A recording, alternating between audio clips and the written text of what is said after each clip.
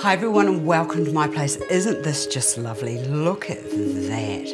If you're looking for a really quick way of gifting flowers and a bottle of wine and maybe something else, maybe it be perfume, maybe it be pearls, maybe Mother's Day isn't far away at your place and you want to give your mother or someone you love a special gift, let me show you how easy it is to get a little handout posy, maybe some roses, maybe some fresh, maybe some artificial, a bottle of wine and some beautiful pearls put onto a really nice paper mache tray.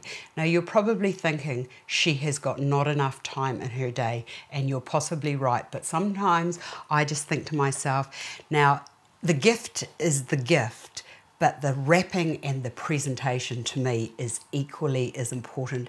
And wouldn't you rather have a lovely parcel beautifully presented and the added bonus of nice things in that parcel? I think that the presentation as well as bringing the gift together is almost the same. So I make lots and lots of these, and if you've never done paper mache, it's really easy. This was a plate to start with. The template was a plate. I covered in some kitchen film or kitchen plastic. We call it Glad Wrap here.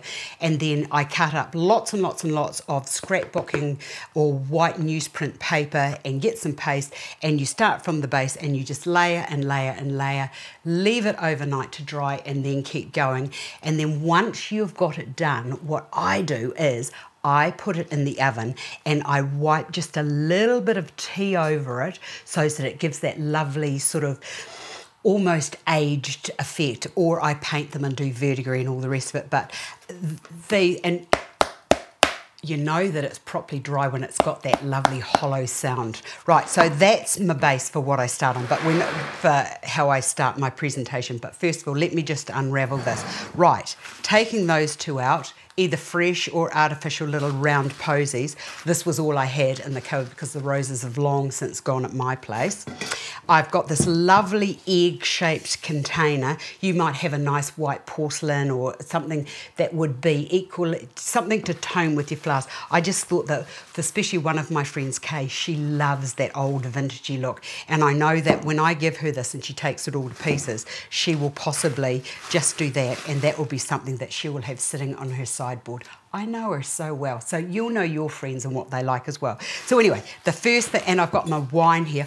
I've got to tell you about my wine. I'm so happy. You've probably seen it in the other studio when I've had that big demijohn sitting behind me. That was last year's wine, and this here has to sit for just a little bit.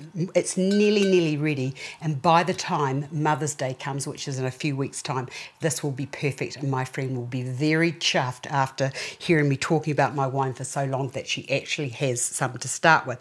So you need a container that's big enough to hold the wine, and if you're going to be putting fresh flowers into this, what I suggest you do is once you've done your posy, wrap around here with a handy towel or some wet tissue paper, and then wrap around that with some Glad Wrap just to keep that moisture into there. Right, so I'm going to put one to one side, and I want the wine to be seen but not to actually be the main focus. I've got another little posy here which I'm just going to stick down the side there, and because I'm using artificial I can just sort of like squish those into there, and the bottle's actually helping to keep them tight together.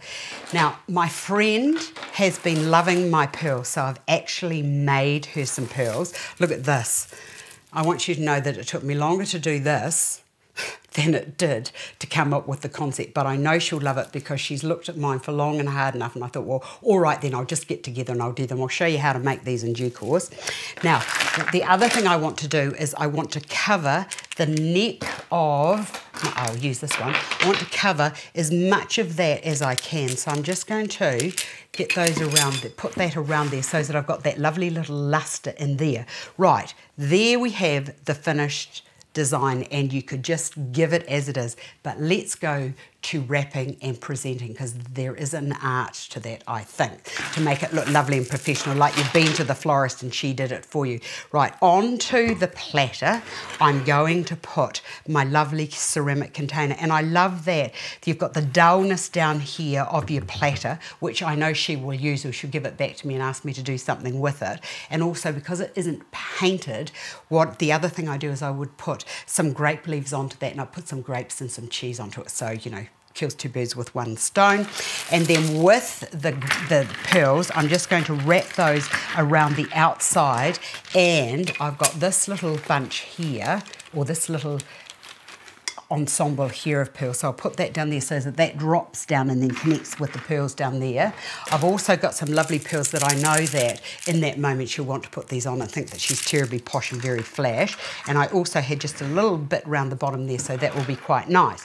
Now if you wanted to, you could get a brooch or a button and you could glue that onto there so that you've got this complete beautiful picture of loveliness, and I love getting things like this. Right, now give me a moment and I'll cut the cellophane and I will show you how to put the whole thing together, and it will look like you are very professional. You need some cellophane, and your cellophane needs to be at least 3 times the height of whatever the width of the height of whatever you're going to be wrapping. So lay that out onto a clean surface, and trust me, with cellophane you do not want any water anywhere.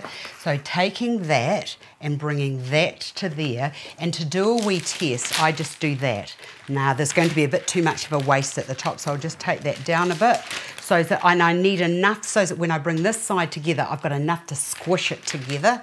So we'll just take that down to there, very sharp scissors at this point, and cut that through there like that. And then bring both your bits together, and if you need to, just, oh, I've got a little bit of dust there, just give it a wee move so that you've got it exactly in the middle.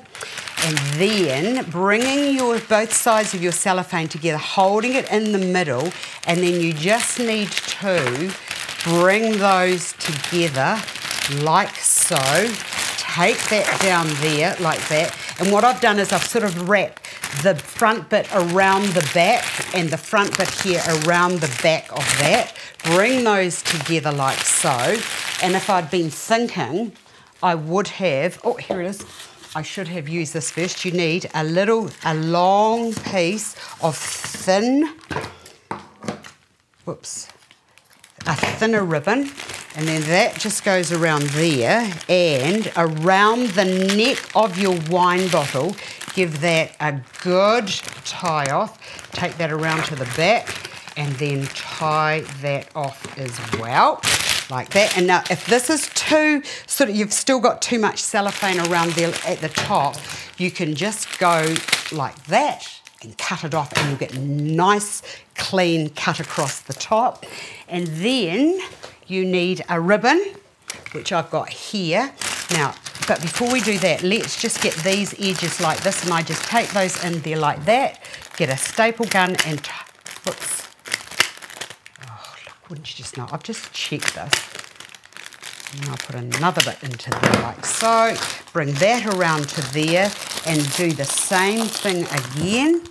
And just staple that, or you could use sellotape. That goes to there like so. And then, look at that. It's a bit squashed, but don't worry about that. You can just pull that out, but we want it to be tight because we don't want anything slipping or moving. Now there is my bow, and I'll show you how I do a bow. Take a long length of ribbon and very sharp scissors and cut across there like that. These scissors aren't as sharp as they could be.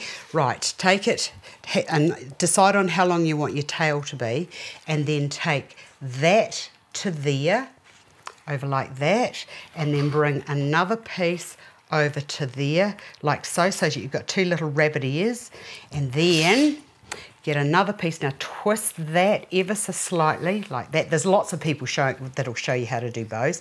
Take that to there, and then twist that around that side. It's very fiddly doing this. And then you need to have another loop about the same length as that one that you've got there. Take that underneath there, like so. take that down and cut it across there. Ugh. My scissors are seriously not as sharp as they could be. Without letting that go, get a piece, another long, slim bit. You could have cut all this before you started, and of course I should have done that, but I wasn't thinking. Without letting it go, get your bit of ribbon, take it through there, turn it over, bring your legs together or your little trails,